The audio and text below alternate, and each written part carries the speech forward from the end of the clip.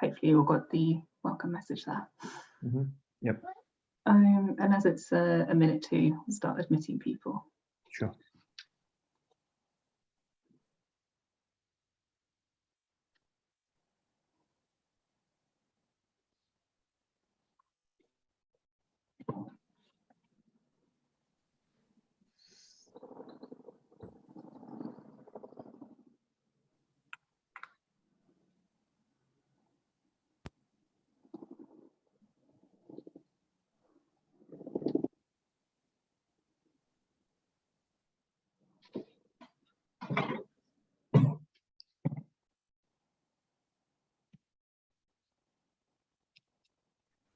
I make it 3:30. Is everyone now admitted, Elizabeth? We've still got some people coming in the waiting room. Okay.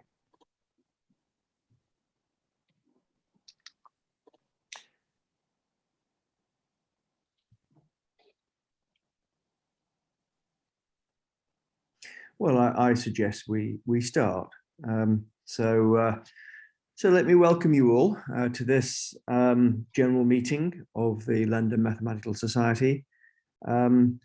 We will have a society meeting, and then we have a society lecture by Professor Emil Riehl, who's going to be speaking about elements of infinity category theory. And we look forward to that a little later.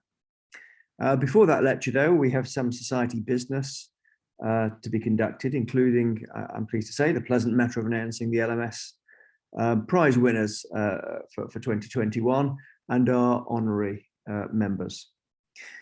So we're going to begin by asking members of the society to vote on 4 items of business.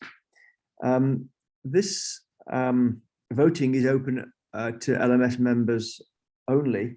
And so guests who are not LMS members may wish to use this brief period of business to top up their refreshments or to take a short have to put our guests who are not LMS members into a waiting room for the duration, which would be relatively short of this period, last about 10 minutes. After which non-members will be readmitted.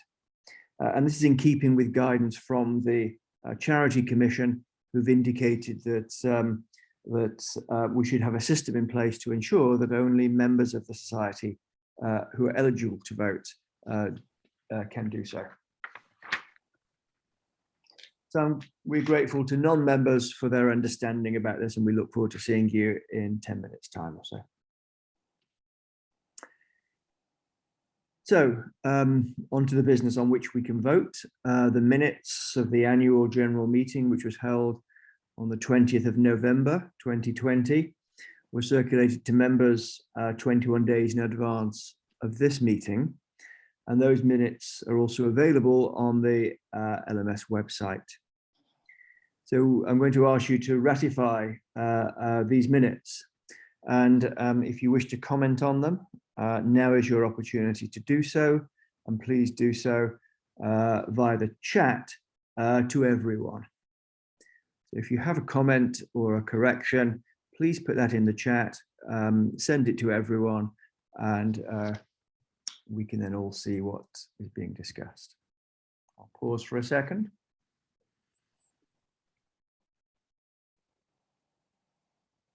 Well, I'm not seeing any chat come in.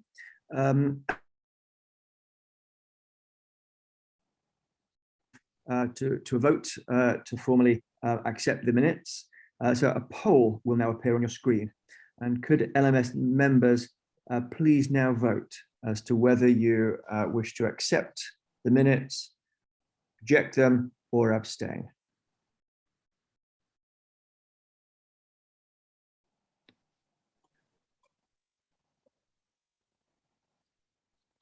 Give people a little while to master this new technology. If anyone has a difficulty voting, please put it in the chat.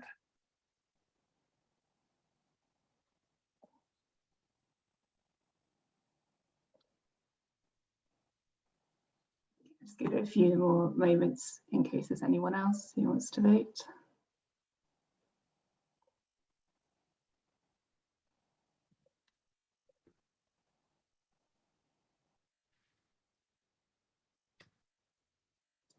Okay, I think that's everyone. And I'll now share the results.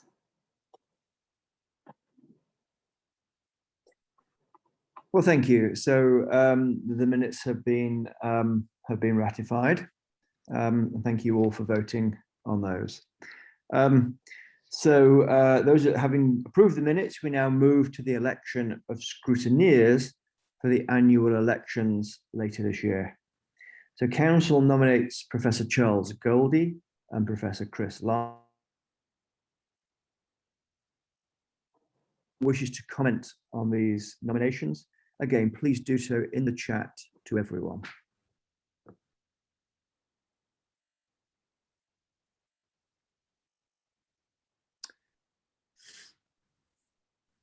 Well, I'm not seeing any chat come in, so I'm assuming that there are no views that people wish to share.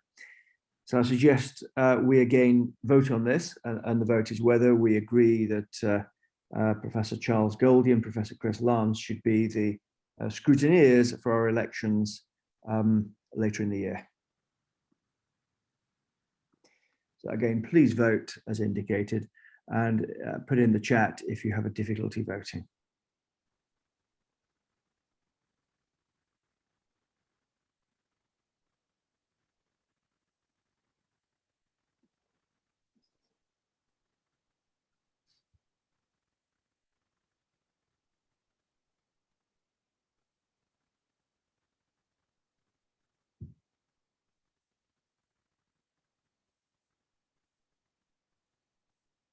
Again, I'll just use it for a few more minutes, just in case anyone else has got a chance to vote.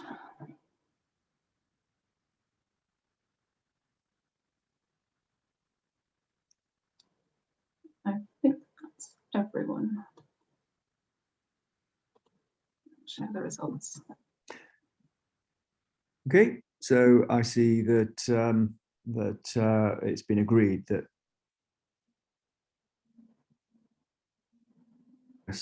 will be the scrutineers for the LMS elections in 2021. So thank you for agreeing to that.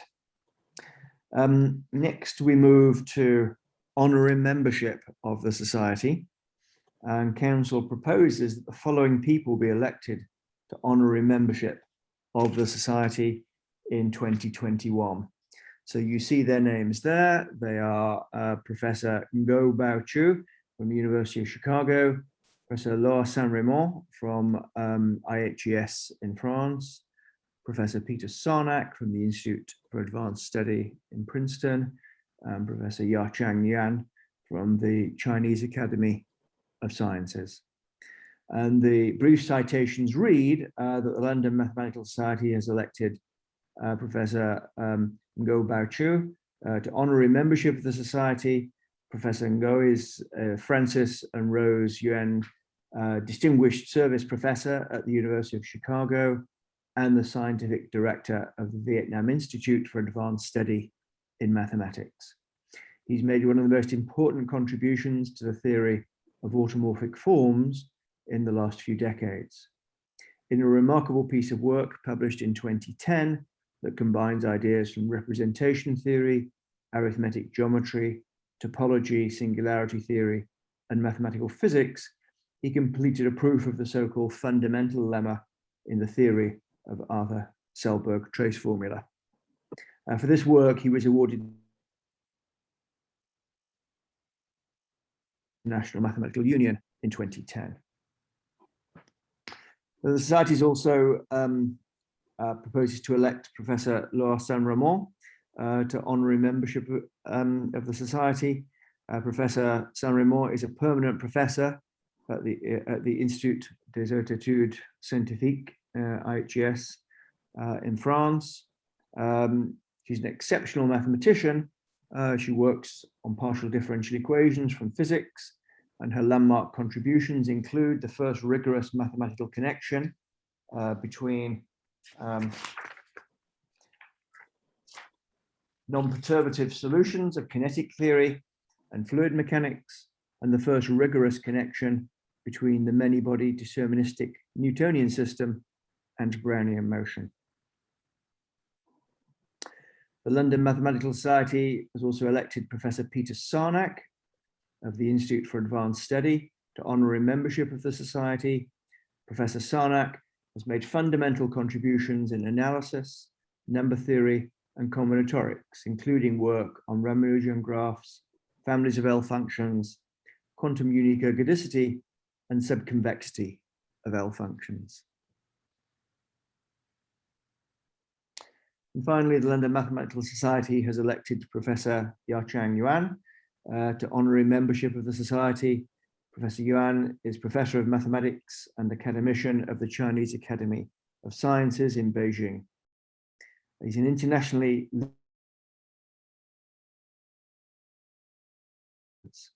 He's had a major role in developing optimization algorithms and has exhibited leadership of applied mathematics in China and worldwide. So approval of these nominations to honorary membership is normally given by applause, and on Zoom, this can be done by showing the applause icon. So may I ask if these nominations are approved? You want to find the applause icon, go to reactions at the bottom and press the applause button.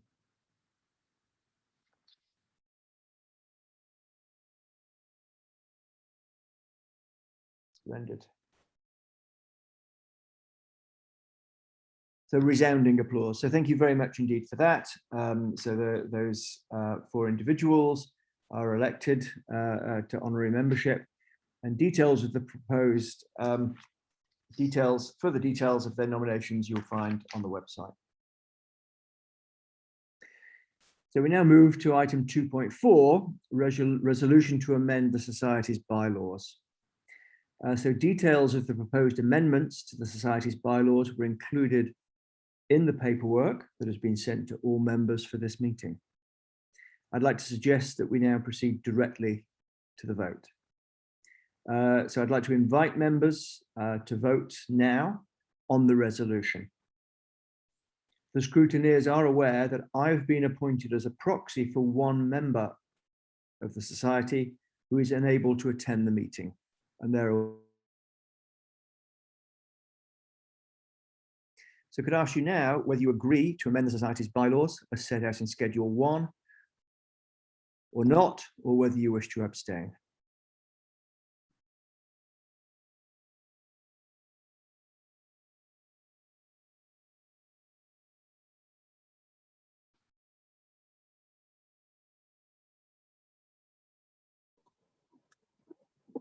Again, we'll just leave it a few more moments just to make sure everyone's got the opportunity to vote.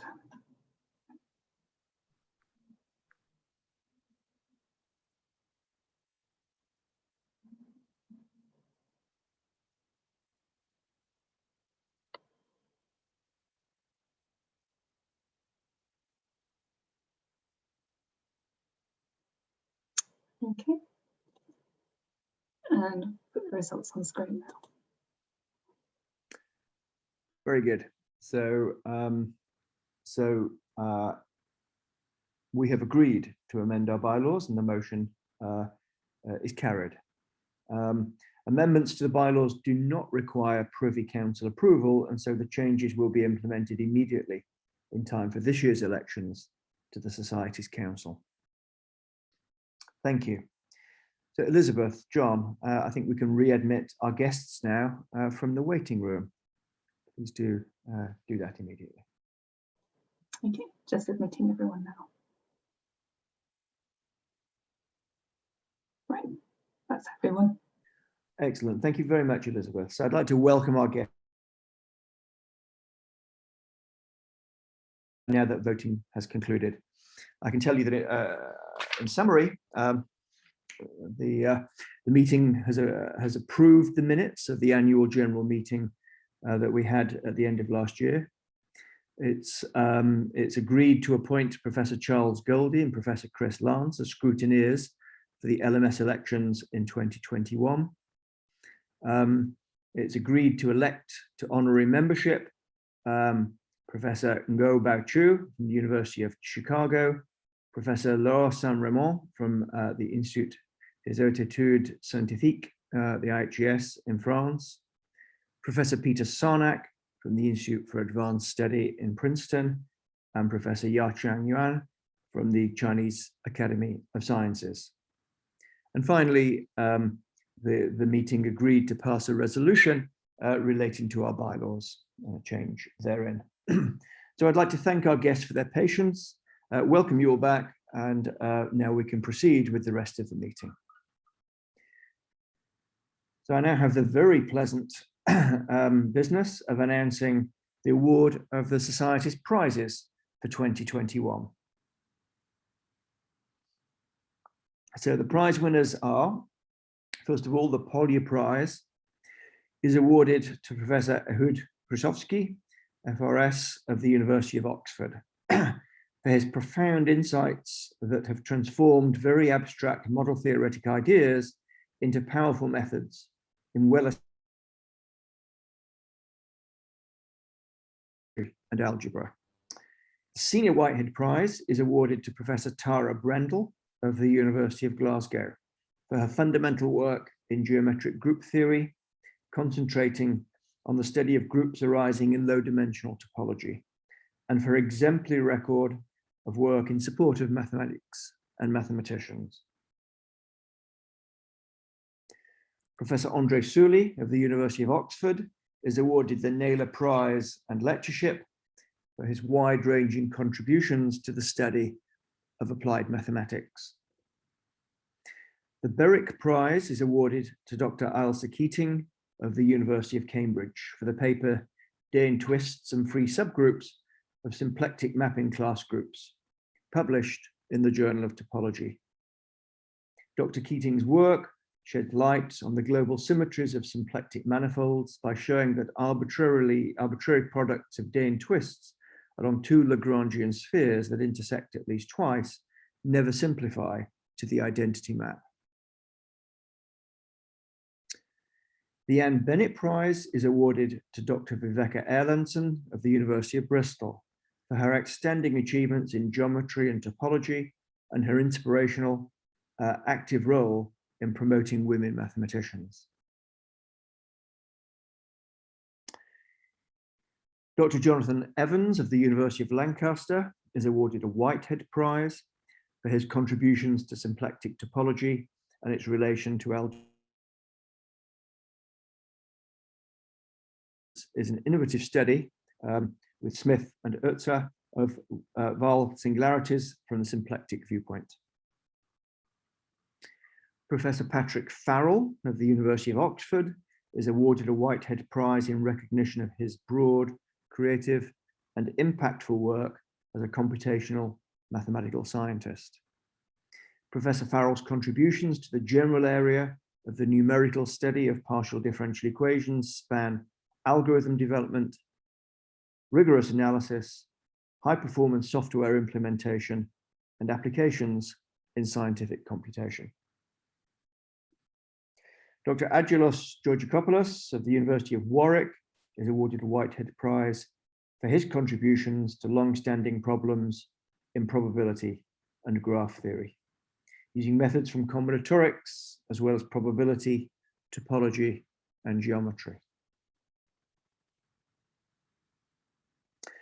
Dr. Michael McGee of the University of Durham is awarded a Whitehead Prize for his deep contributions to a wide range of questions at the interface between number theory and mathematical physics, and in particular to random matrices and to the spectral theory of hyperbolic surfaces. Dr. Aretha Tekentrup of the University of Edinburgh is awarded a Whitehead Prize for her decisive contributions to the foundations of research in uncertainty quantification at the interface of numerical analysis and probability. And finally, Professor Stuart White of the Prize in recognition of his contributions to the structure and classification theory of nuclear C-star algebras and their interplay with von Neumann algebras. These citations for each of the prize winners will appear in the September newsletter. More extended citations will appear in the bulletin of the Society. I think you've seen a list of the prize winners shared on the screen. Can I ask you all to join me in congratulating the prize winners? And again, please do this by activating your applause button, which I remind you, you find under reactions, and then click on the pair of clapping hands.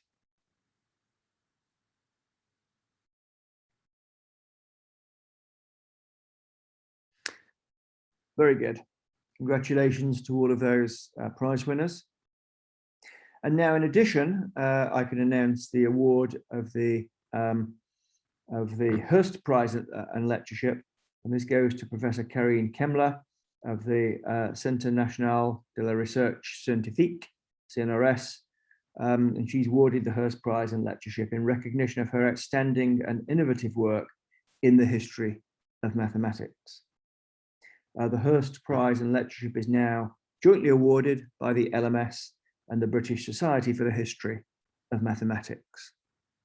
So again, can I ask you to join me in congratulating Professor Kemmler on this award of the Hurst Prize and Lectureship.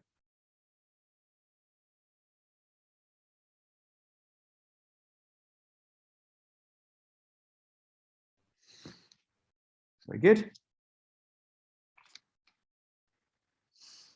So we now move on to the election, onto the applications for election to membership, and the list of applications to join the Society is displayed here.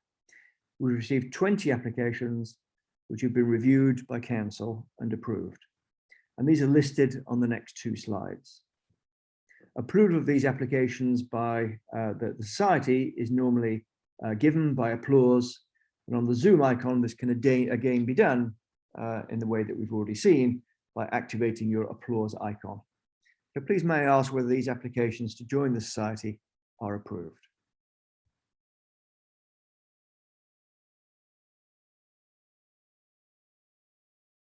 Excellent.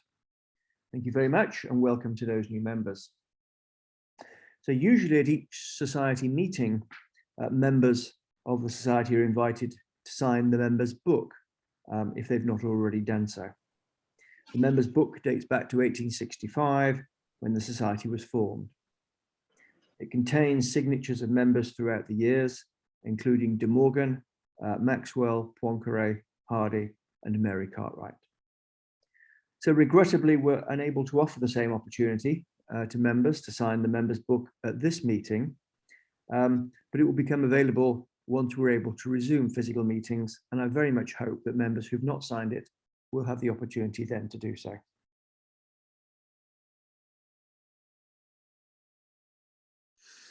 If there are any members of the audience who are not LMS members, but who will be interested in joining the Society, please see the LMS website for further details. And you can see those shown on the screen in front of you. The next meeting of the Society will take place at the LMS Northern Regional Meeting, which will be on Wednesday, the 1st of September, until Friday, the 2nd of.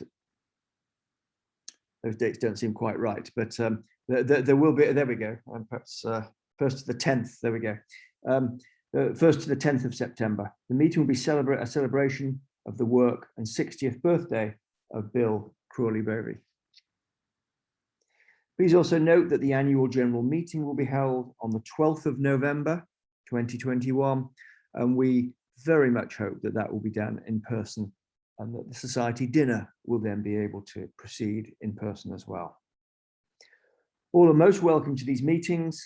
Please check the LMS website for further details and how to register.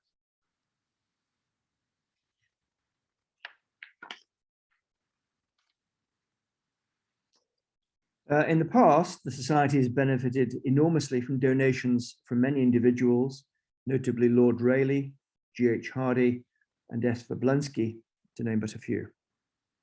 Members and non-members can now donate to the Society via the button on the website.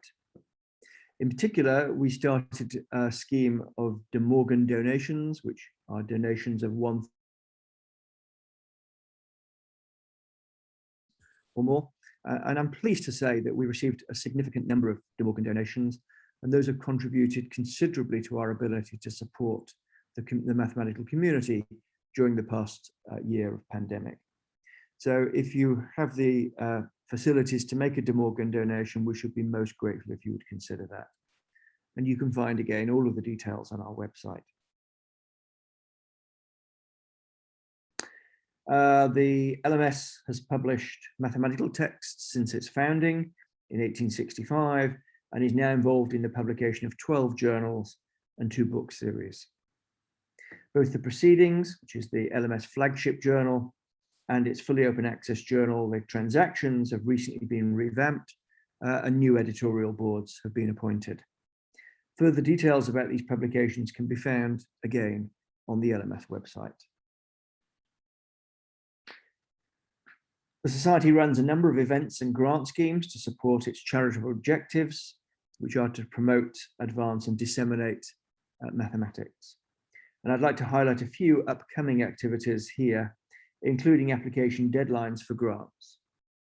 Further details can all be found on our website. So that concludes the Society business. And the announcements I wanted to make about our prize winners, our new honorary members, etc. So I now have the very pleasant task Riehl to give her Society lecture. And Emily has agreed to give a lecture on elements of infinity category theory. Emily is an associate professor in the Department of Mathematics at Johns Hopkins University, and she works on a variety of topics in category theory related to homotopy. She received her PhD from the University of Chicago in 2011 under the direction of Peter May. She was a Benjamin Pierce and NSF postdoctoral fellow at Harvard from 2011 until 2015, which is when she joined Johns Hopkins as an assistant professor. So Emily, you're most welcome, and we're most grateful to you for offering to give us this lecture. And I'd now like to hand over to you, and we look forward to hearing what you have to tell us. Great, thank you very much. It's for that wonderful introduction. It's really an honor to be here. So I'll share my screen. I've also dropped a link to the slides in the chat if you want to follow along at home. So the plan today is to report on some joint work with a longtime collaborator of mine, who's Dominic Verity. He's currently in his last week of his appointment at Macquarie University in Sydney. Sorry, let me just get this full screen. It makes a difference. So we are also advertising a book with the same title, Elements of Infinity Category Theory, that will be coming out later this year through Cambridge University Press. They're very kind to have allowed us to host a free PDF copy online. So if you'd like to check it out, it's available now. If you Google the title, you'll find it on my website. And in particular, we're in the copy editing phase at the moment. So if you spot any typos, you could let me know right away. That would be wonderful. I guess I should also mention, because I noticed that Martin Hyland is here. He's one of the dedicatees of the book. Dom has written a wonderful dedication to him, and I share that sentiment as well. I would have joined in it, except that I dedicated my last book to him and to Peter Johnstone, who were very influential in a wonderful year I spent at Cambridge as a Part 3 student. Okay, so the subject of this talk is on infinity category theory, sort of weak infinite dimensional category theory. And so I should start by explaining the role that infinity categories play in mathematics. I should say, I recognize that it's 4 p.m. on a summer Friday afternoon, so I'm going to try and keep this talk at a relatively high level. Leave the technicalities for the book. So before I explain the role that infinity categories play in mathematics, I might start by describing the role that ordinary categories play within mathematics. And Barry Mazur has a really lovely metaphor that he uses in an essay, When is One Thing Equal to Some Other Thing, which was a tribute to Saunders MacLean, one of the founders of category theory. And he describes a category as something that frames a possible template for a mathematical theory. So theory should have nouns, the sort of objects of study, and verbs, the sort of actions between them. And similarly, a category has objects and then morphisms. That's kind of an abbreviation of homomorphism depicted as arrows, sort of ways to transform from one object to another object. I often think of this as the perspective that Emil Noether and colleagues brought to abstract algebra, that if you're interested in the study of symmetry, interested in groups, it's productive to also consider homomorphisms between groups. And in the language of homomorphisms, you can express sort of interesting properties even of a single group. So for instance, there is a structural analogy between the construction of the amalgamated free product in groups and the gluing operation in topological spaces, and category theory gives us a language to make that precise, say in the context of Van Kampen's theorem. So the sort of objects that mathematicians typically study at kind of 20th century mathematics assemble or live in a category, but as the objects that mathematicians study become more complicated, they might admit some sort of higher dimensional structure, some higher dimensional morphisms, and this demands a more robust linguistic template. So we might think of an infinity category as a template for a mathematical theory, which has nouns and verbs, but also adjectives, adverbs, pronouns, propositions, conjunctions, interjections. So what I mean here is if you're interested in, say, topological groups, or maybe something more exotic, infinity rings, then in addition to the homomorphisms between them, there might be some higher dimensional or weaker notion of morphism that is also important to account for. So what is an infinity category? It is something that, like an ordinary category, has objects, and which I'll depict as sort of bullets, and morphisms between them, which I'll draw as an arrow. So a morphism has a domain and a codomain, but I'm going to call them now one morphisms to distinguish between higher dimensional morphisms that we're about to introduce. And something that is forced by the examples of an infinity category, and I'll illustrate this on the next slide, is that the composition law must be weakened. So in an ordinary category, if I have a morphism F from X to Y and a morphism Y, G from Y to Z, then there is a specification of the composite morphism, G composed F from X to Z. By contrast, in an infinity category, we recognize when a morphism from X to Z is a composite of F and G, and that is witnessed by the data of an invertible two morphism. So here I've called it alpha, and you can imagine it as inhabiting some sort of two-dimensional area that's bounded by the morphisms F and G, and then their composite. So if composition is now something that's witnessed, as opposed to an operation, it's something that's witnessed by higher dimensional morphisms. Associativity equally becomes more complicated. So if I'm given three composable morphisms, an F, a G, and an H, then I might choose a witness alpha, that a particular morphism, which I've written G composed F is a composite. And then I have a witness beta, that another particular morphism, which I've written as H composed G, is a composite of H with G. And then I might choose a third witness gamma of a composite for H composed G and F. And then in an infinity category, there will be a way to compose these invertible two morphisms, so this alpha, beta, and gamma, to produce another morphism, which you can imagine as inhabiting the outer triangle. And this is then a witness that the composite, which I've written as H composed G composed F, is also a composite of H with the composite of G and F, not just a composite of H composed G with F. But that's actually not quite right. You might imagine that I already had a witness for that last composition relation in mind, and now these four witnesses bound a three-dimensional tetrahedron, and an invertible three morphism inhabiting that tetrahedron would be regarded as a witness for the associativity of these composition witnesses. And the associativity story doesn't stop there. So there will be four-dimensional morphisms involved in the associativity of four one morphisms, and so on and so forth.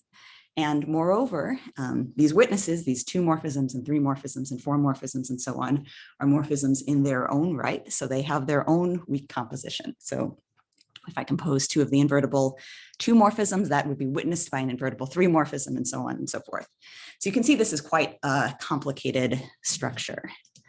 So let me mention some examples. In a sense, I think the most evocative is something called the fundamental infinity groupoid of a topological space. So you should fix an ambient topological space. I've drawn a little cartoon on the slide, and I'm now going to describe an infinity category that we build from that space. So the objects of this infinity category are just the points in the space. Every point is an object.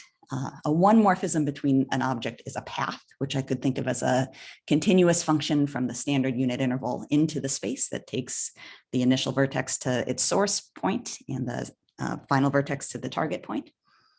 Now there's a sense in which you can compose paths just sort of by gluing together or taking the union of the images, but there's no sort of canonically associative way to parameterize the composite path. So this is a sense in which we're forced to think of composition in a weaker way. So we'll say that another path is a composite of two given paths if there is a homotopy. A homotopy is a path between paths or a continuous function from like a square into the space.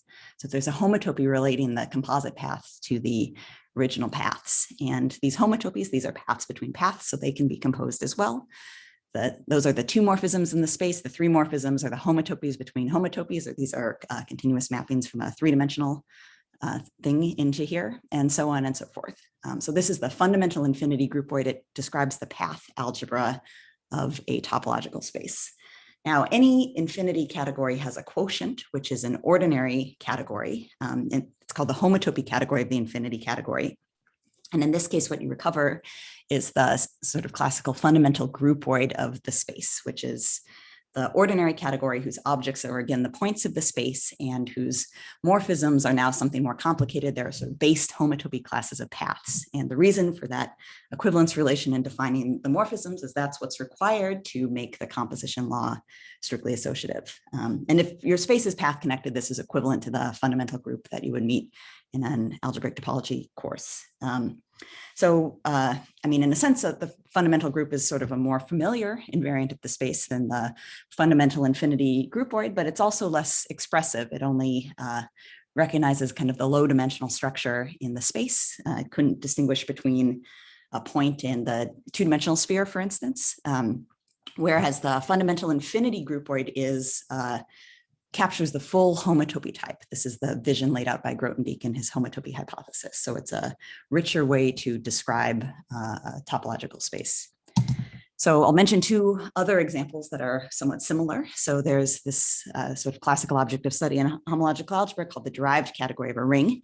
And that is an ordinary category that can also be understood as the homotopy category of an infinity category. In this case, the infinity category's objects are chain complexes and modules over that ring. The ordinary one morphisms are the usual chain maps, but then there are these higher dimensional maps, chain homotopies, and then degree 2 maps and degree 3 maps and so on that form the higher morphisms in the infinity category. And what's nice about having the perspective of the infinity category is a derived category of a ring admits something called a triangulated structure, but there's a sense in which it can be a little bit clunky to work with. There are certain constructions that you could do with a triangulated structure that aren't functorial somehow. But if we take the perspective of the infinity category, there's a property rather than a structure of the infinity category of chain complexes called stability. And that is what implies that the derived category admits this triangulated structure. So somehow these sort of classical axioms are more natural from the point of view of the infinity category. And to mention a final example, so ITEA defined a topological quantum field theory to be a certain functor whose domain is the category of closed N manifolds and diffeomorphism classes of cobordisms between them. And the reason for the diffeomorphism classes, again, is to make the composition strictly defined, strictly associative. This again can be understood as the homotopy category of an infinity category whose objects are the closed manifolds, whose one morphisms are the cobordisms, now without taking any classes. The diffeomorphisms become the two morphisms, and then we can have isotopies between those as higher morphisms and continuing all the way up. Okay, so I should clarify a little bit the terminology. Here I'm using infinity category in sort of the popular way, or way popularized by Jacob Lurie, as a nickname for the n=1 special case of something that's maybe more properly called an infinity N category. And what that refers to is it's a weak infinite dimensional category. So objects and one morphisms and two morphisms and three morphisms and weak composition and so on, in which every morphism above dimension N is invertible. So the type of infinite dimensional categories I want to focus on here are the infinity one categories. So we have the objects and the one morphisms, and then all of the two morphisms are invertible and all of the three morphisms are invertible, and so on and so forth. That I want to be the focus today. That's the sort of infinite dimensional analog of ordinary category theory with objects and morphisms. But some of these examples can be understood as infinity n categories or infinity zero categories, and I wanted to acknowledge their existence. So depending on what area of mathematics you work in, you might have observed some colleagues using the language of infinity categories. And what I want to do next is tour some curiosities if you're a newcomer to the area or sort of an outsider to the field, some sort of sociological practices that are a bit unusual. So a first curiosity, I'm highlighting one of many examples I could have chosen. Carlos Simpson gave a beautiful 3-hour lecture course as part of the introductory workshop at MSRI. So this is intended to introduce infinity categories to colleagues in algebraic geometry. I've copied his abstract here if you want to get a sense of some of the applications of infinity category theory. And it's a really lovely lecture series. There's videos online, so I invite you to look at them. He explains, for instance, how the process of localizing or inverting morphism in a category naturally gives rise to higher dimensional structure. But a thing that's a bit curious is the definition of infinity category doesn't actually appear until halfway through, so the second half of the second talk. So somehow it takes a really long time to even say what an infinity category is. And this is kind of common practice, is often the definition is sort of postponed somehow. So another curiosity is that if you look at the definition that appears in that talk, it's also can be found in this paper that he wrote with André Hirschowitz, Descent pour le Enchamp. But that definition of infinity categories is different than the definition that appears elsewhere in the literature. So there's a paper of Pedro Boveda de Brito and Michael Weiss on spaces of smooth embeddings and configuration categories. And yet another definition appears in this paper on universal characterization of higher algebraic K-theory. And still another definition is used at various points in higher topos theory, which is Jacob Lurie's very influential book. So I should explain what's going on. The sketch that explained the idea of an infinity category that I gave on the first slide is more of a schematic than a mathematical definition. I didn't explain really what I meant by a weak composition law. I sort of gestured at it without giving a precise definition. So what these definitions are, these are something that in the community we refer to as models of infinity categories, but that's kind of an unfortunate word because they aren't at all models in the choice of model theory. These are sort of precise presentations of the idea of an infinity category or instantiations of the idea of an infinity category. So the models I'm alluding to here go by the name Siegel categories in the first case, complete Siegel spaces, quasi categories, and one complitial sets or marked simplicial sets. Each of these are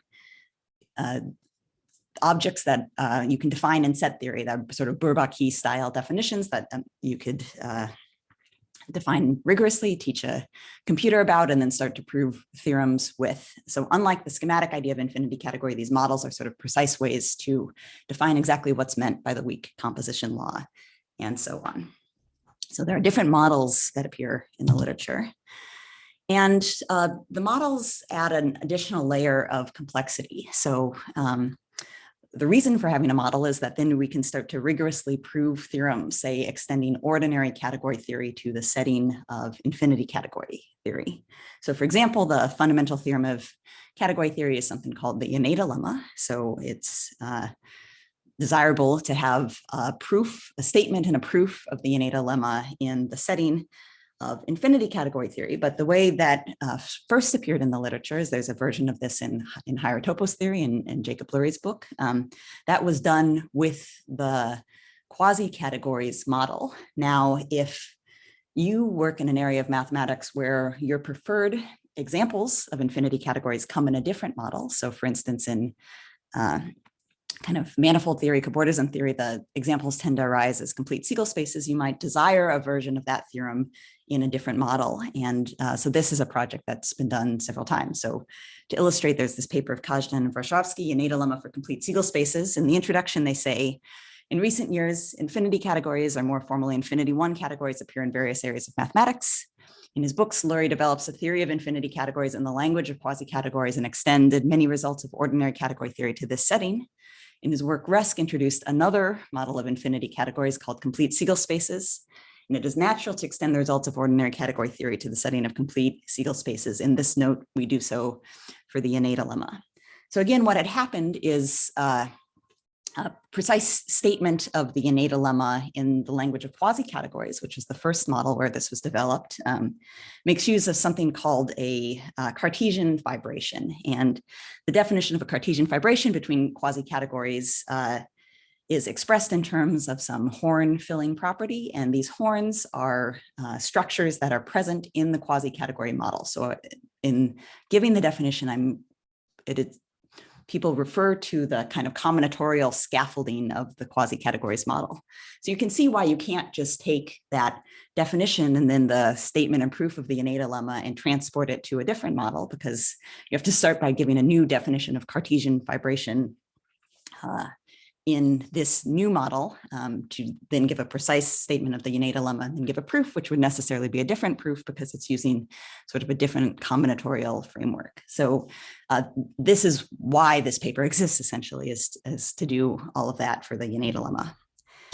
But this, of course, is a bit disappointing because, after all, there are a lot of theorems in category theory, and it's taken a lot of work to prove analogs of those theorems for infinity categories, typically in the quasi-categories model, but sometimes in other models. And it would be really distressing to then have to reprove everything in all of the other models that might be used. And none of the practitioners want to work with infinity categories this way. The view is that the models are kind of these technical inconveniences, or maybe conveniences on occasion, and but they're somehow beside the point. The infinity category, which we don't have a precise definition or a sort of universal definition of, is really the thing. So to illustrate this, so Jacob Lurie's book, Higher Topos Theory, was preceded by a preprint that you can find on the archive on infinity topoi that sort of adopts a rhetorical stance of avoiding selecting a model of infinity categories at all. So he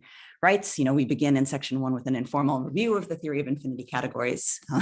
Though, that's characteristic modesty. He's really developing a lot of the theory of infinity categories here. So there are many approaches to the foundations of this subject, each having its own particular merits and demerits. Rather than single out one of these foundations here, we shall attempt to explain the ideas involved and how to work with them. The hope is that this will render this paper readable to a wider audience, while experts will be able to fill in the details missing from our exposition in whatever framework they happen to prefer.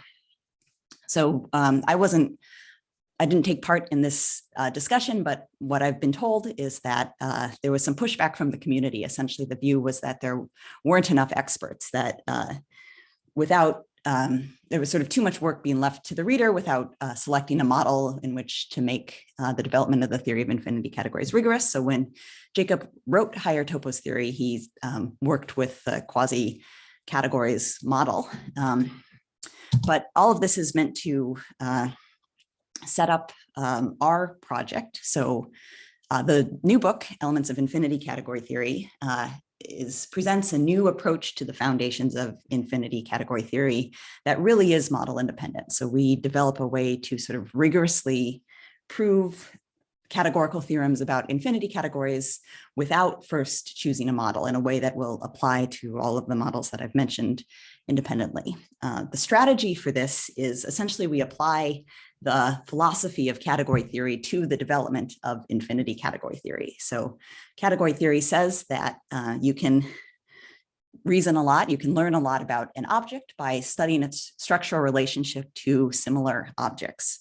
So rather than focus so much on a particular presentation of the idea of an infinity category, we zoom out and consider the categorical universe in which infinity categories live as objects. So We give an axiomatization of something that we call an infinity cosmos, and this should be thought of as the very large category whose objects are all of the infinity categories in some particular model. So we describe some features of these infinity cosmoi, so some structures on the category whose objects are infinity categories, and then prove that the various models give examples. So there will be an infinity cosmos of quasi categories, there will be an infinity cosmos of complete Siegel spaces, there will be an infinity cosmos of Siegel categories, and so on.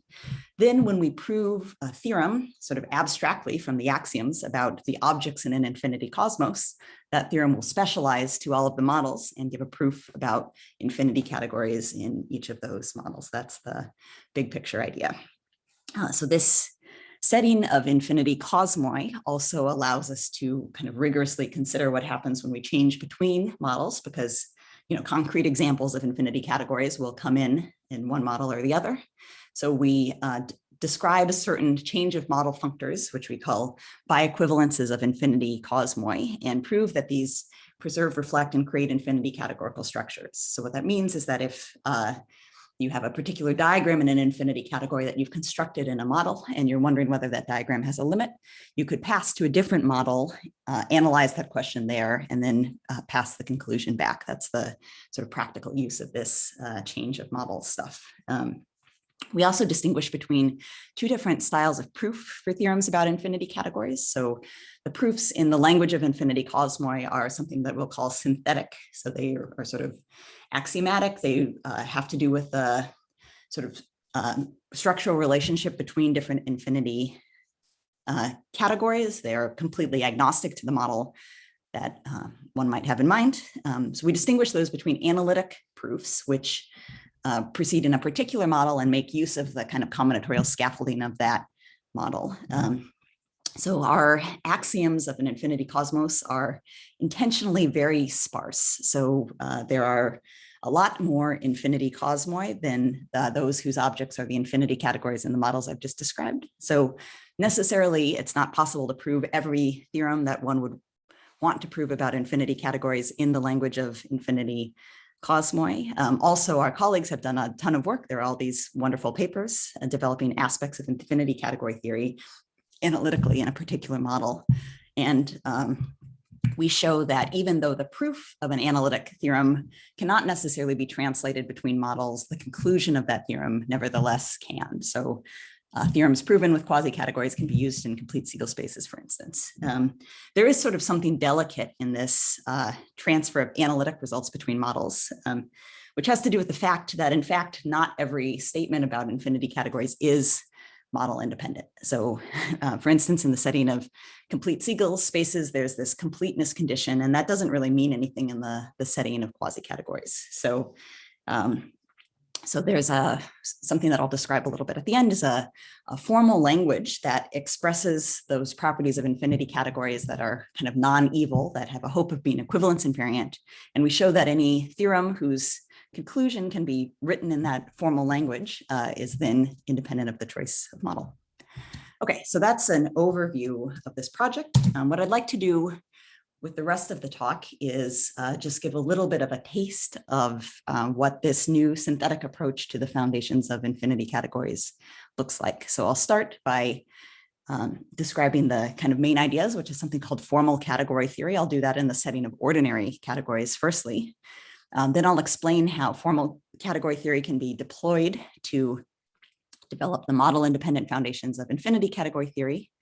And then finally, I will say a little bit about the model independence of infinity category theory. I'd be happy to stop and take questions right now, though. So maybe I'll pause for a second and see if anybody wants to unmute. So if there are questions, I either unmute or put them into the chat. Hey, Emily. Your description of what it's, so it seems to me like you've saved the theory, right? The theory was in a mess and you've come along and saved it. I don't think that's fair at all to my colleagues. I mean, the theory is brand new, and sort of inevitably when somebody opens up a new area of mathematics, other people get in there and try and streamline it a bit. So, but let me get this straight. is it like sort of Dedekind reals and Cauchy reals? Is that? Are you preferring one of those over the other? Are these what these models are like? Sure. Yes. Yeah. Something like that. And you're saying, well, what about Archimedean totally ordered field? And each of those things is kind of uniquely isomorphic to. Right. I guess. Sure. Right. Exactly. So you can think about. Right. The idea is that there's just a more abstract way to give rigorous definitions of the standard categorical notions. So things like a pointwise Kahn extension between infinity categories. There's a framework to give rigorous definition of that will then compile out into any particular model if you want to. So you've specifically, so the game is to generalize category theory to infinity categories. Take statements that are beautiful in category theory and find the infinity category version. Yes. And now you have, I see, and you have some machinery now that makes that kind of question much easier. Yes, that's right. So it's going to make the development of infinity category theory more like the development of ordinary category theory. I mean, it certainly wouldn't be easier than that, but it's more like the development of ordinary category theory. That's right. And so if you're, I think this is a useful perspective to experts in the area because we have some sort of technical results that allow you to sort of simplify the way that you're working with some particular definitions. But I think it's kind of even better news for newcomers to the area because there's sort of fewer prerequisites in a sense to start learning about infinity category theory. You have to learn a bit of formal category theory, which I'll illustrate in the first part, but you don't have to become very well acquainted with all of the different models before taking the next step. So. Thank you for the super answer. Sure. Any other questions?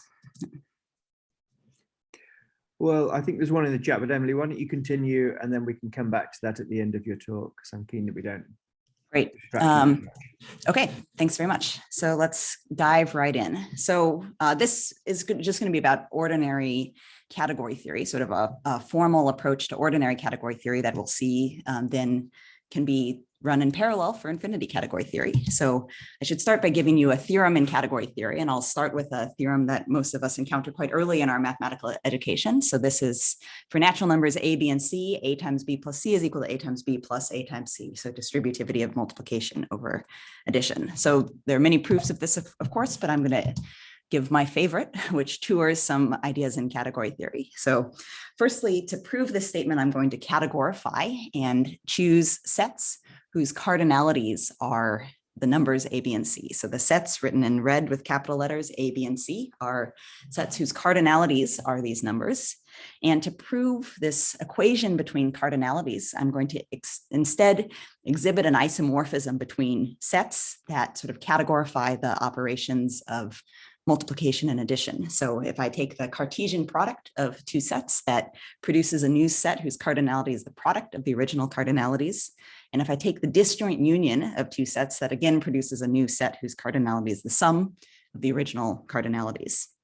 So what I've written in the displayed equation is our strategy will be to construct an isomorphism between the set that's built as the Cartesian product of A with the disjoint union of B plus C, and the disjoint union of the Cartesian product of A and B and A and C. So if we exhibit an isomorphism like that, then when I pass the cardinalities, when I decategorify, I'm going to come up with a, well, I'll have proven that I have this equation between the cardinalities. So it's not so hard to directly construct that isomorphism, but just for fun, we're going to appeal to a general strategy in category theory. So if I have two objects in a category, in this case, this Cartesian product of A with the disjoint union of B and C and the disjoint union of the Cartesian products, if I have two objects and I want to show that they're isomorphic, I can appeal to something called the Innate Dilemma and instead consider functions from each of those objects into another object in the same category. I guess morphisms in general, functions in this case. So it suffices by the Innate Dilemma to consider all functions from the Cartesian product of A with the disjoint union of B plus C into another set X, and all functions from the disjoint union of the Cartesian product of A and B and A and C into X. And if I exhibit a natural bijection between these collections of functions. So if I come up with some sort of natural way to convert a function of the first type to a function of the second type, then it follows by the innate dilemma that these sets are isomorphic, and then that the cardinalities are equal. So that might seem like a step back, but there's actually a slick way to complete the proof from here. So if I start with a function whose domain is the Cartesian product of A with the disjoint union of B and C, and who's valued in X, then I could curry that function. So this is a function of two variables, but I could instead think of it as a function of one variable. So its input variable is the disjoint union of B and C. And now its output is in the set of functions from A to X. So I've taken a function of two variables and regarded it as a function of the second variable valued in the set of functions from the first variable. Now I have a function out of a disjoint union of B and C. So by the universal property of the disjoint union, or I guess by arguing by cases, that data is given by a pair of functions, one from B into the set of functions from A to X and one from C into the set of functions from A to X. And now if I look at each function in this pair, I could uncurry and think of them again as functions of two variables. So from one function from A times B to X, one function from A times C to X. And then I could pair those two functions back together and get a single function now out of the disjoint union of the Cartesian product of A and B and A and C into X. So that gives a proof of distributivity and multiplication over addition. So what I like about this proof is that this last part, which had 4 steps, I curry, then appeal to a universal property of disjoint union, then uncurry, and then appeal to the universal property. So that's, I might call as transposing. It's transposing across an adjunction, applying a universal property of a colimit, transposing again, and then again applying the universal property of the colimit. This proves a much more general theorem in category theory, namely that left adjoints preserve colimits. And there are many instantiations of that theorem across mathematics. And the proof given here is kind of always a nice one, even compiled out in the individual cases. So you can use that sort of argument to exhibit a linear isomorphism between the vector spaces constructed as using the tensor product and the direct sum. Here we're considering linear maps from that vector space to another vector space and exhibiting a natural bijection and appealing to the innate dilemma.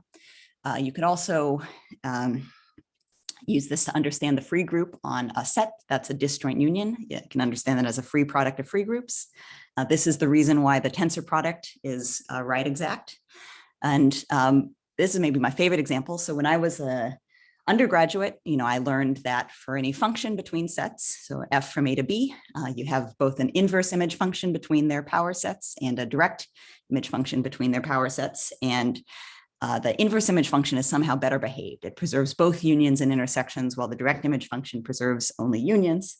I never felt like I really understood this, but now I do. So what's going on behind the scenes is that this direct image function is left adjoint, in fact, to the inverse image function. So as a left adjoint, here I'm thinking of these posets as maybe preorders. So they're the power sets are posets, so I can think of those as special cases of categories.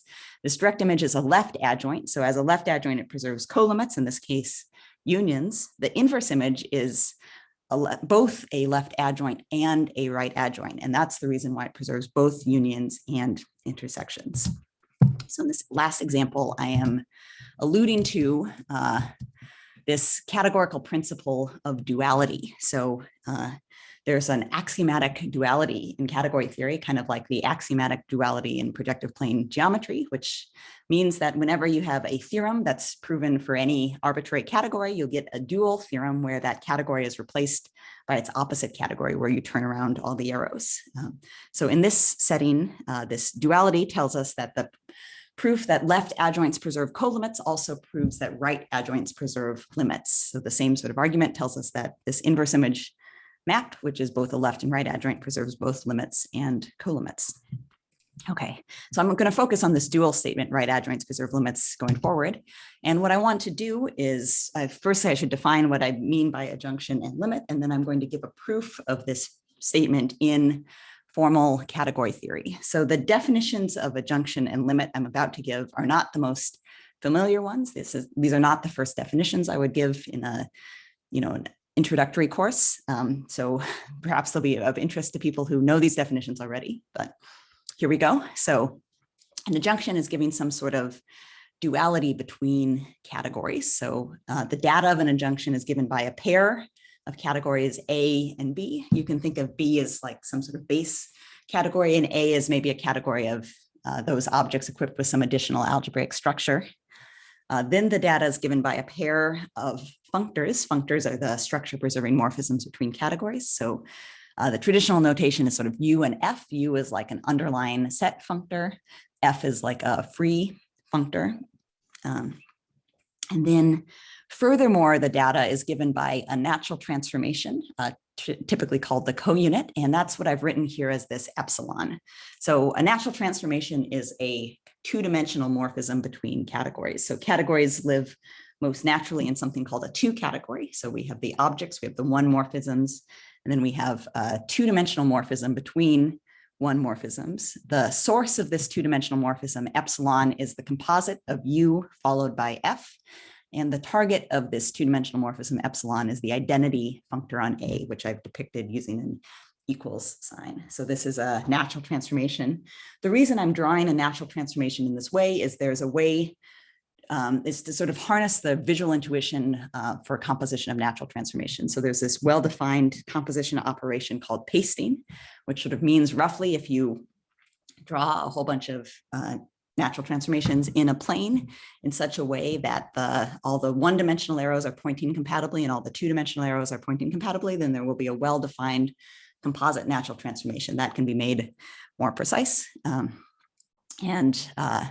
That's sort of the composition operation in this two category. Now, an adjunction again is given by the data of these categories A and B, the functors U and F, a natural transformation epsilon that then has a universal property that says that it's an absolute right lifting. And this is a universal property that I'm going to express in the two category of categories, functors, and natural transformations.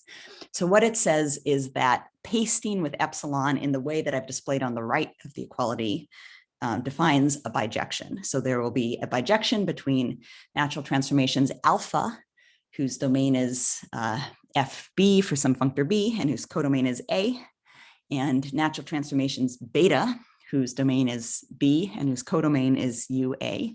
And that bijection is implemented by pasting with epsilon in the manner displayed here. Or if you want to read from left to right, it says that any alpha, as displayed on the left, factors uniquely through epsilon in the way displayed on the right. So that's an expression of the universal property of the co-unit.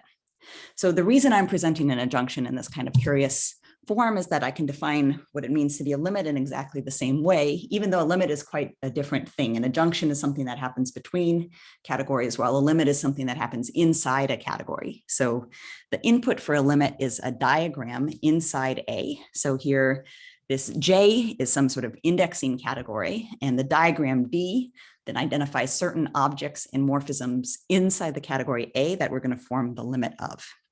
So the data of a limit involves an object inside A, which here I've written as little l.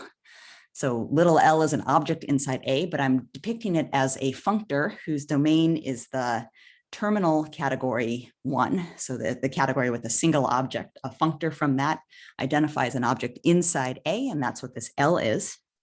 Now, the other part of the data of a limit is something called the limit cone, which is a natural transformation from the constant J-shaped functor at L down to D. And that's this lambda that I've depicted. Its source is the constant diagram functor delta applied to the object L. So the constant J-shaped diagram at L, its target is D. It's a natural transformation between those two functors. And its universal property, to say that it's the universal cone over the diagram D, can be expressed by saying that this is an absolute right lifting diagram. And again, this is quite an unfamiliar expression of its universal property.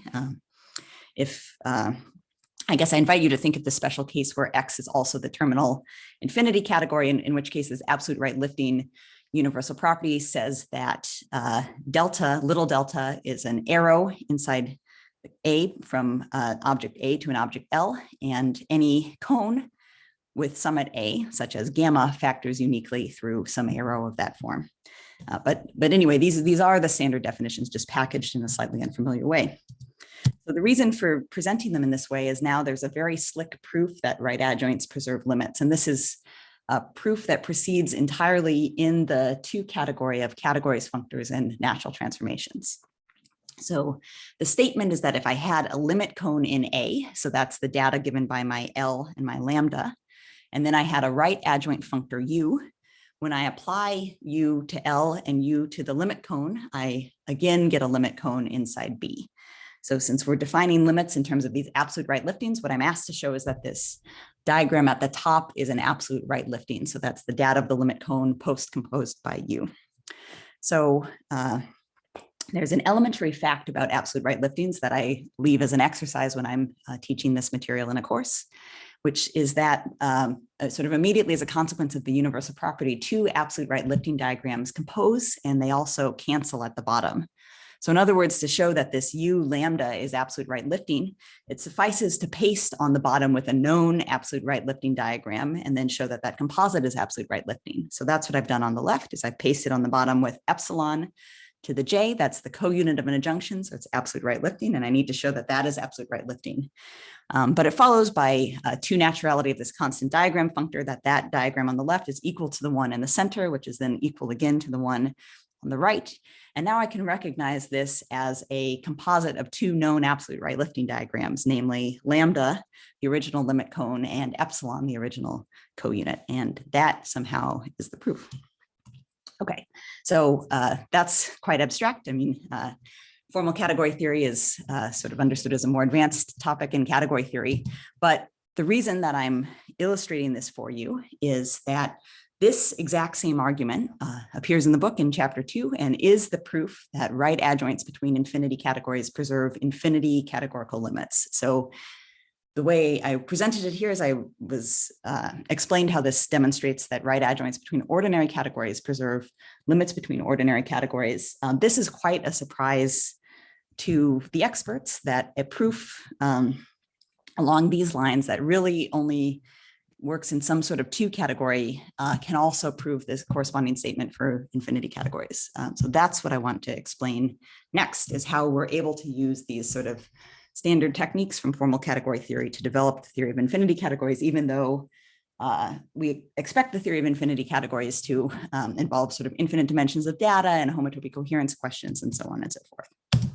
Okay, so to explain how we could deploy an argument like this to develop some of the theory of infinity categories, I should talk about how these model independent foundations are really set up. So I should talk about the models. So remember, infinity category is kind of the schematic idea of a weak infinite dimensional category, but it's made precise by these various models. And I've drawn a diagram here displaying some of the well-known models and some change of model functors between them.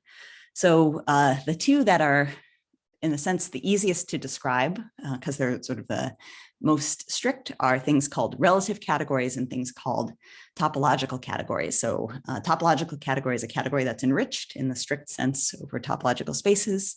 A relative category is a category given with a collection of weak equivalences. So these are relatively simple objects. Unfortunately, those models are not so well behaved. A way to explain that is to say that the maps between them are too strict. So the sense in which these things model infinity categories is if you had any particular example of an infinity category in mind, you know, the infinity category of spaces, the infinity category of cobordisms, any particular example, you could instantiate it in any of these models. So you could come up with a relative category that presents that particular infinity category. However, if you have a particular functor between infinity categories in mind, and you have already presented the domain and codomain as topological categories, say, there's not necessarily a topologically enriched functor between those topological categories that presents your infinity functor. What you have to do is replace either the domain or the codomain, or maybe both of these topological categories by sort of fatter ones that will allow you to construct the functor between them. And that can be a sort of technical problem. If you wanted to compose functors, for instance, then you worry about these replacements being compatible and so on and so forth. So there's a sense in which those two models are not as well behaved as the remaining four. So the remaining four are the ones that I alluded to in the introduction. These go by the name of quasi categories. That's a sort of simplicial set. So if you've heard of a Kahn complex, it's a quite similar thing to Kahn complex. They're the complete Siegel spaces, which I'm going to call RESC spaces in honor of their creator, Siegel categories, and then things that are typically called marked simplicial sets, but I'm going to call one complicial sets because these are really sort of n=1 case of a model that works for infinity n categories as well. And each of these models are well behaved. They have the correct maps between them, and moreover, they have an internal Hom. So if I have two complete Siegel spaces, I can construct the complete Siegel space of functors between them, for instance. And though that's sort of an important technical convenience. So everything that I'm going to say henceforth applies only to these four well-behaved models. And these are the ones that really are used in the literature, at least in developing theory of infinity categories.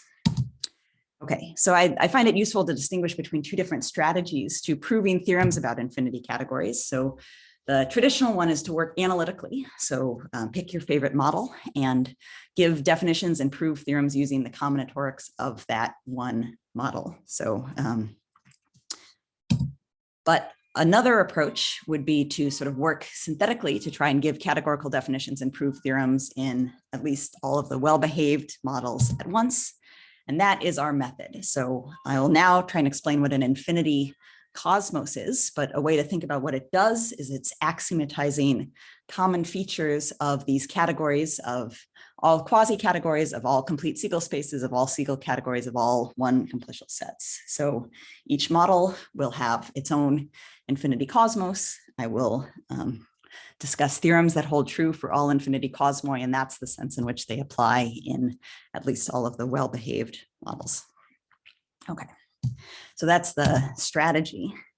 So what is an infinity cosmos? So the idea of it is it's an infinite dimensional category whose objects are infinity categories. So we have these infinity categories as objects. This is describing the categorical universe in which they live. So I mentioned in the last section that ordinary categories ordinary one-dimensional categories live in a two category. So we have the categories and the functors, and then we also have these two-dimensional morphisms between them. So similarly, the expectation, since infinity category really is a nickname for infinity one category, it's an analog of an ordinary one category, that should live in an infinity two category of sort of infinity categories, infinity functors, infinity natural transformations. And that's the idea of an infinity cosmos. It's an infinity two category with some sort of infinity two categorical limits.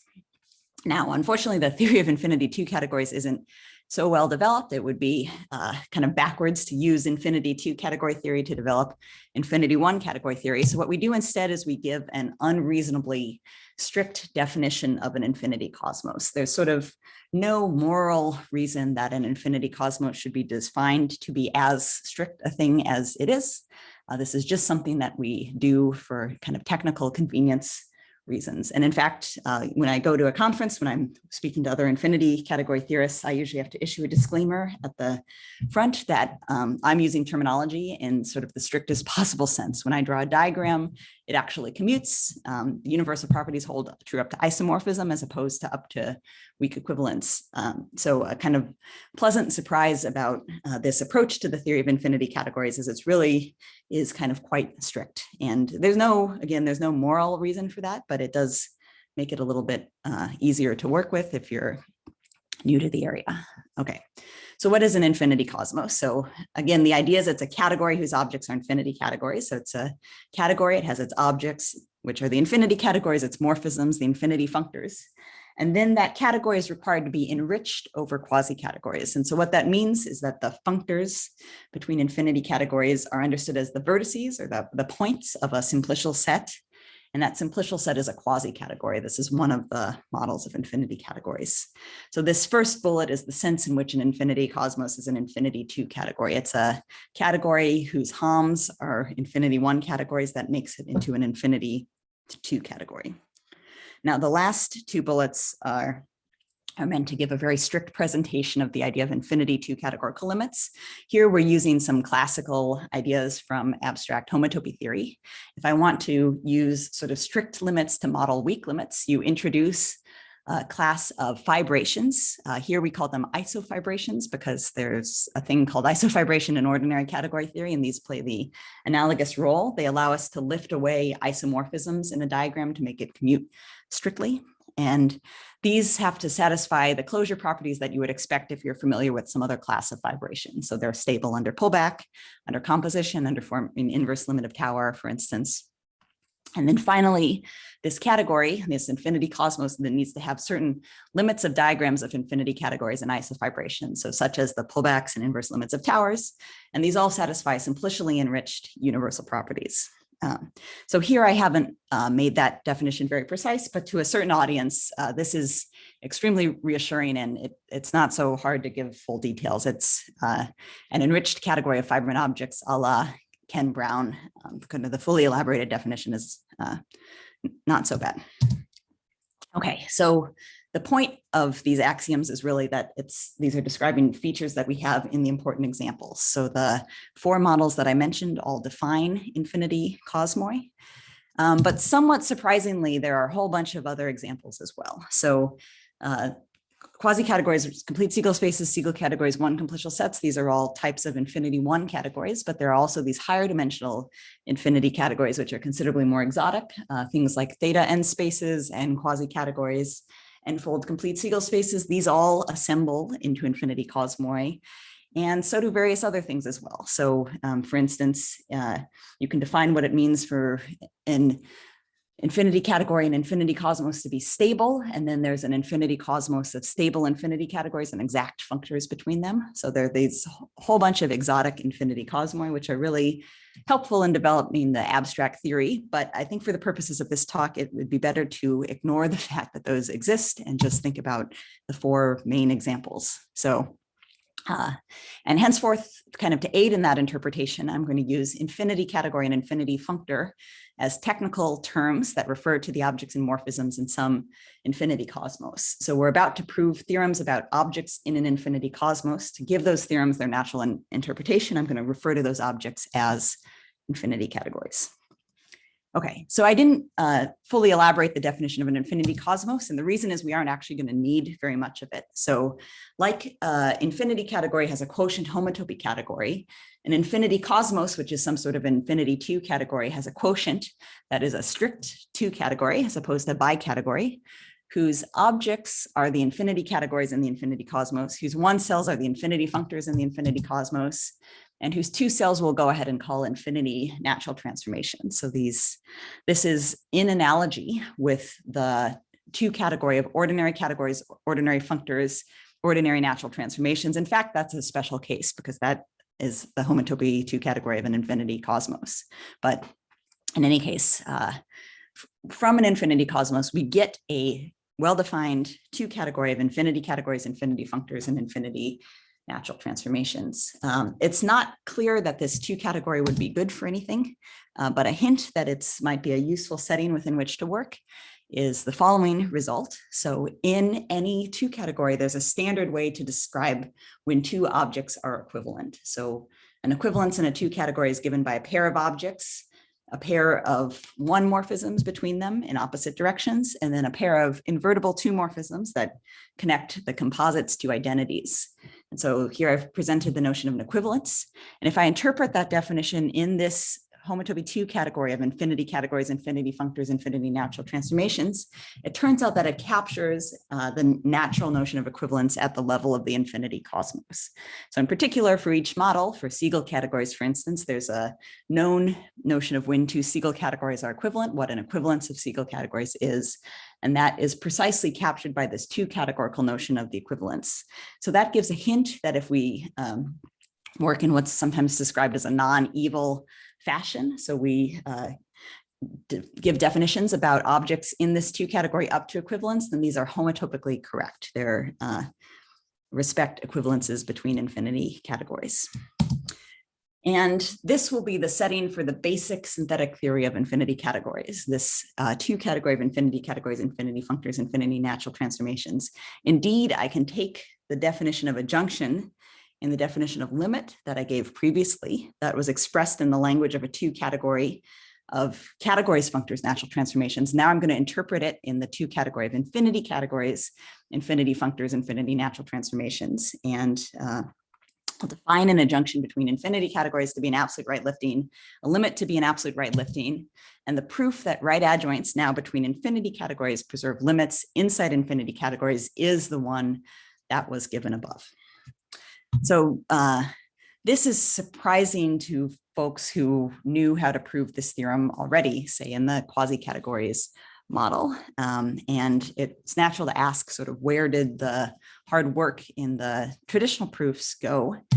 And where it went is into the justification of these definitions. So, we are not the first people to think about adjunctions between infinity categories or limits inside infinity categories. So Riehl, for instance, gave the first definition of a limit in a quasi category in one of the models.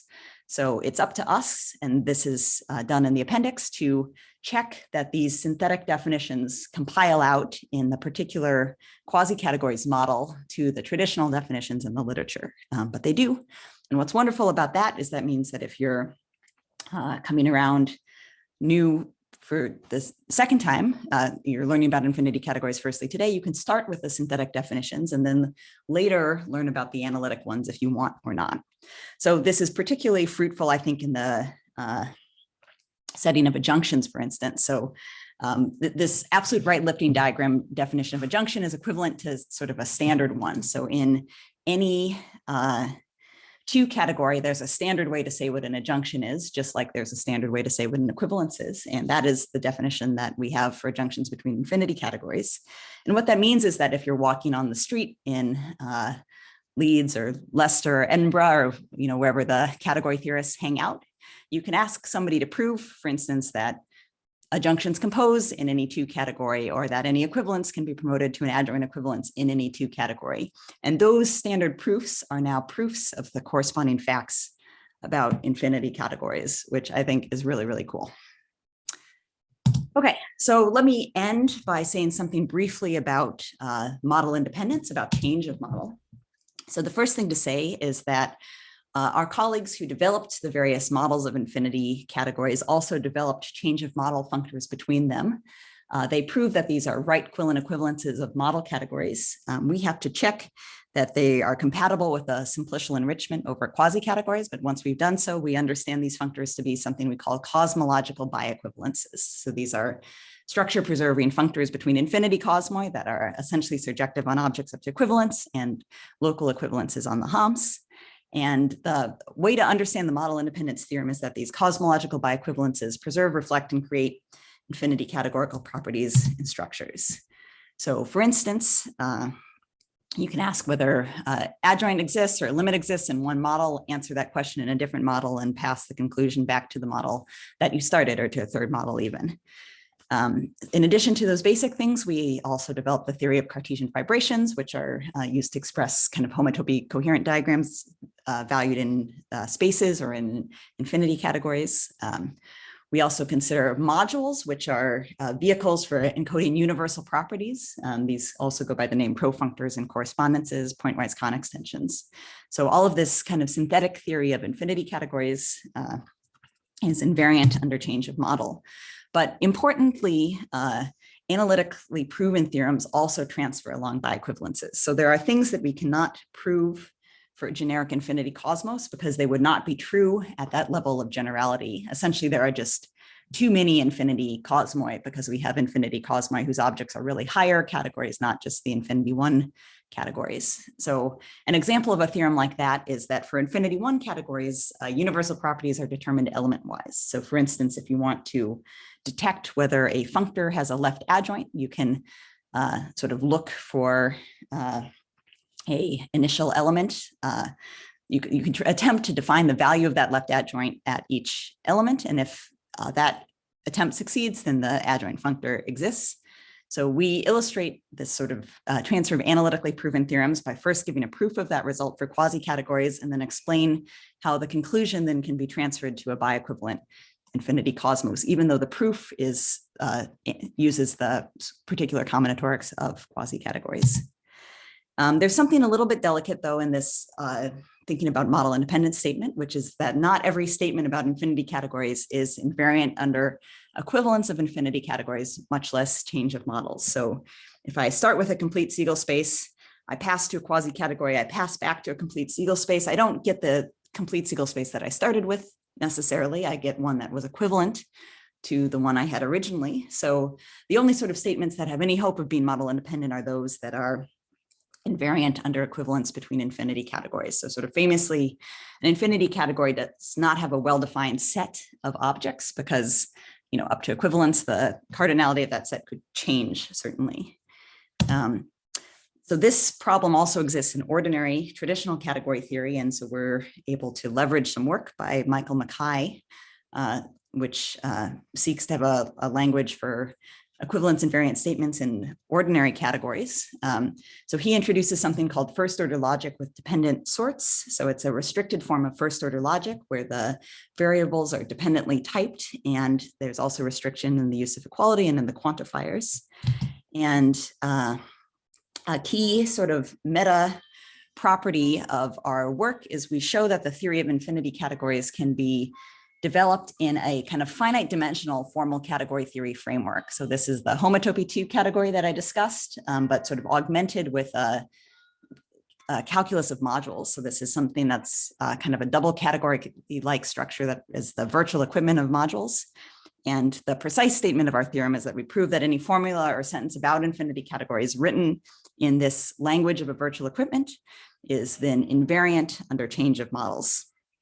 So I realize I haven't told you very many details about that language. Its signature is quite complicated. So that's really a subject for a different talk, or see chapter 11 of the book. So to conclude, historically, the theory of infinity categories has been developed analytically, kind of in a model at a time, but really a large part of that theory can be developed simultaneously in many models by working synthetically with the objects, with infinity categories as objects of an infinity cosmos. These axioms were chosen to allow you to work as strictly as possible.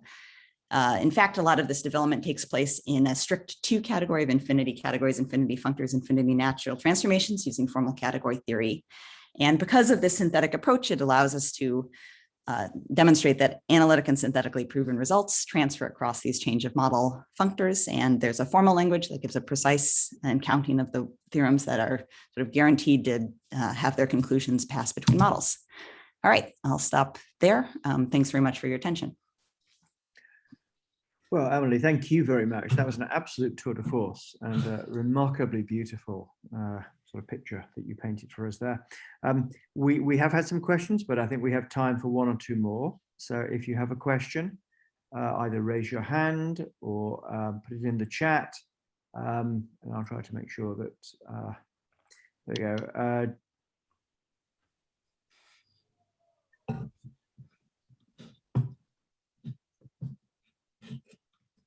Jack, do you want to ask your question? Oh, yeah, sorry, you cut out for a second.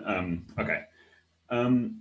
So one thing I kind of wanted to ask, you mentioned that when you have different models like infinity category and things like topological categories or things like this, which are very strict, you can talk about a particular infinity category being defined in one of these just fine, but like, you know, functors between them are like difficult to define in these stricter definitions.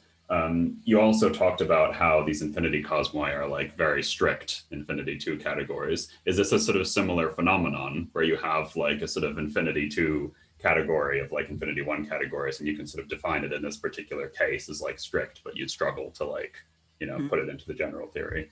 Right. Yeah. So if we had permitted a weaker definition of an infinity cosmos, I think in principle, we should be able to include all of the models. So it's because we require an infinity cosmos to be so strict that we require the model to be so well behaved. And, you know, frankly, I don't think the definition of an infinity cosmos is that important. You know, if somebody wanted to propose a different one, that's totally fine. It's more the general methodology, I think, than a particular definition, you know.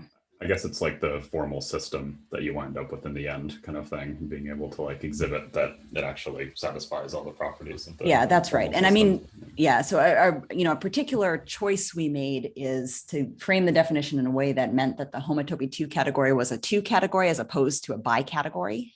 So that's kind of what's at stake. So category theorists will recognize that there's no fundamental difference between 2 categories and bi-categories. Any bi-category can be is bi-equivalent to a 2-category. Sort of, however, it's a little more pleasant to work in a 2-category than a bi-category, and that's the kind of choice we're making here. Yeah, it's one of those situations where like they're equivalent, like formally, but you know, when you step inside of one of them, that's a bit of a different story. Yeah. Right. Okay. Thank you. Great. Nicola.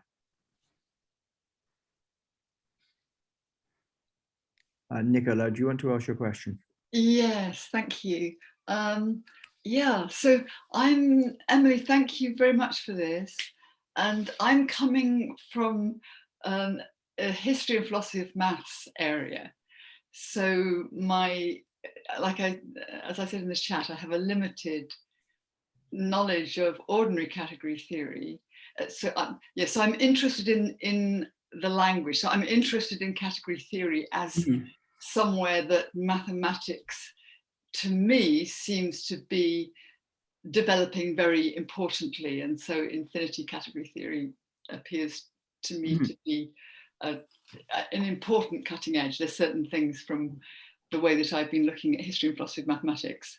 And so, so my question was just about, I didn't know that there were these ideas of introducing much more nuanced language, adjectives, adverbs, conjunctions, blah, blah, blah. And you said this was to do with Grothendieck, who's, a kind of huge hero of mine. So I just, if you could fill me in a bit on that, and maybe if there's any lectures, that might be online about that, because I'm a little bit dyslexic as well, but I mean, I can read. Sure. So Grothendieck has a famous letter written originally in French, but in English it's called Pursuing Stacks. And there's some sort of dreams about higher categories, sort of infinite dimensional categories in there. So that's kind of the historical reference. I think a lot of these ideas actually came from physics also first, as some of the push for infinite dimensional categories. It didn't really come from the category theory community, but outside of it. Very good. Thank you. I've got my one eye on the clock, and so I'd like to fit in Ulrich Pennig's question as well. So Ulrich, please go ahead. Okay, thank you.